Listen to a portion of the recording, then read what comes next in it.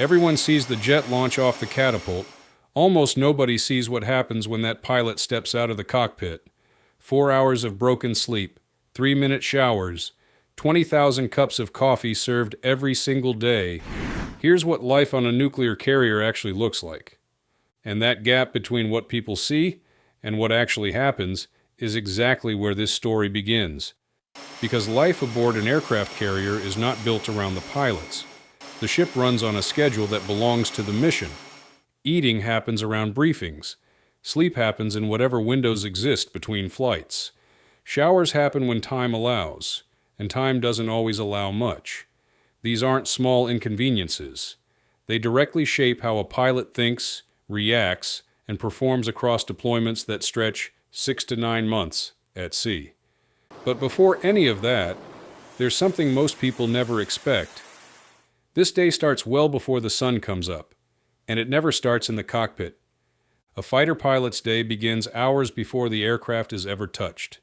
The first stop is the squadron briefing. Weather conditions, intelligence updates, aircraft status, mission objectives, and coordination across the air wing are all reviewed before anything else moves. Every piece of information that could affect the flight gets examined, verified, and discussed. Every successful flight starts here, not on the flight deck. The carrier's flight schedule controls everything else. Launch windows and recovery cycles shift constantly based on weather, maintenance holds, and operational priorities. A pilot who planned to fly at 2 in the afternoon might not launch until evening because a single maintenance hold changed everything downstream. Personal schedules don't exist on a carrier. The flight schedule is the only schedule, and everything else has to adjust around it. Flying is also only part of the job. Pilots carry officer responsibilities inside the squadron, leading divisions, tracking training requirements, and coordinating with maintenance crews to confirm the aircraft is ready before the next window opens.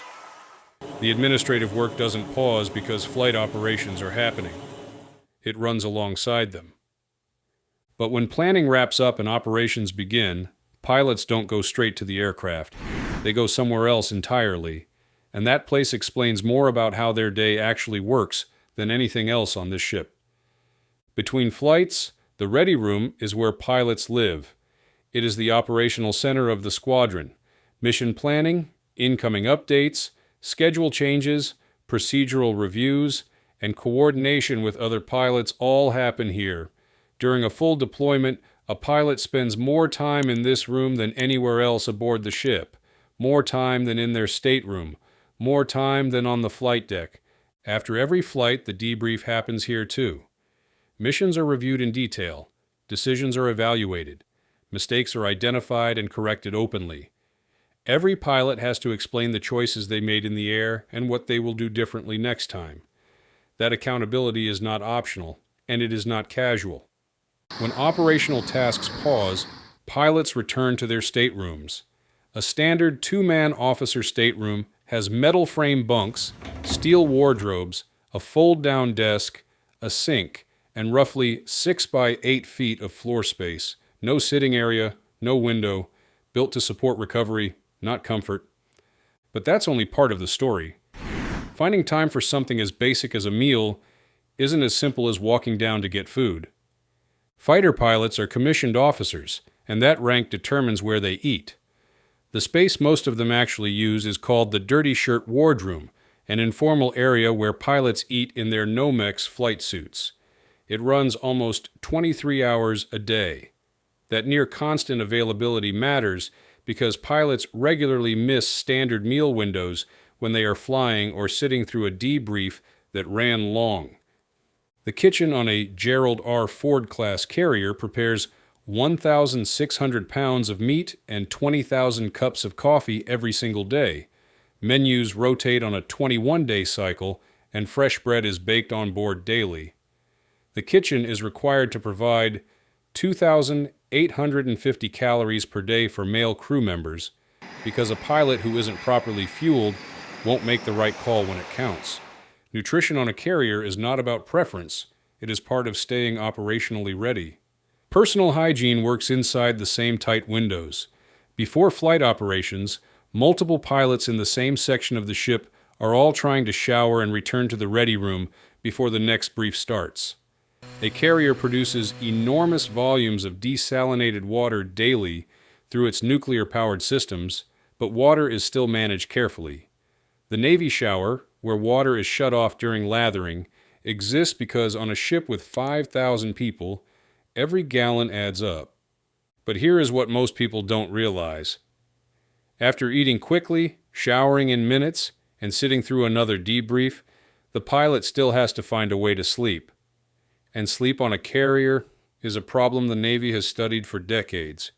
If you think this kind of discipline is what makes the US Navy what it is, write proud in the comments right now. Rest is not personal on a carrier, it is operational. A carrier landing is the most demanding task in military aviation, and it becomes significantly more dangerous when a pilot hasn't slept properly. The Navy formally documented this after studying fighter pilots during Operation Southern Watch in 1992. Sleep restriction led to alertness problems and measurable drops in performance. That finding shaped how the Navy approaches pilot fatigue today. The sleeping environment doesn't help. Most air wing staterooms sit directly below the flight deck. Catapults fire every 45 to 90 seconds during flight operations. Arresting wire recoveries produce a sharp screech, followed by jets going to full throttle. The ship's propulsion system creates a baseline hum that never stops. Pilots use earplugs, eye masks, and small personal fans to cut through the irregular sounds that break light sleep. Most report that after enough weeks at sea, the launches eventually stop waking them up.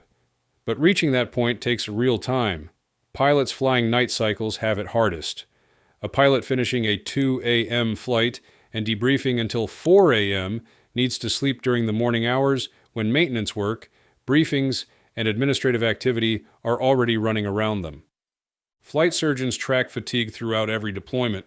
Reporting systems allow pilots to flag unsafe tiredness without penalty because a sleep-deprived pilot is not just a personal risk, they are an operational one. So how do pilots sustain all of this across months at sea without their performance falling apart? That answer comes down to something built long before deployment ever started.